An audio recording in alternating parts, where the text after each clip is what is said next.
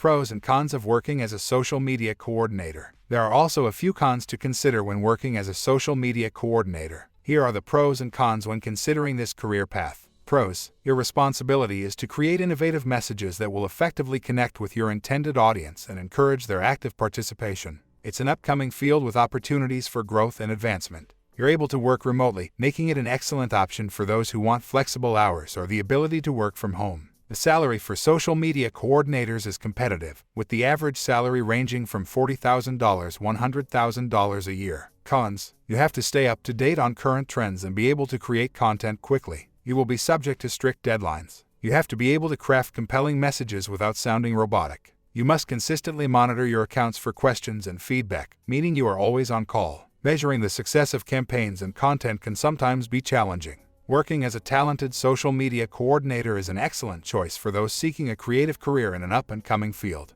With competitive salaries and the opportunity to work remotely, it can be a perfect fit for those who enjoy working on their initiative while staying on top of current trends. Electronic media is here to stay, so having the skills to keep up with it can be a valuable asset for any career.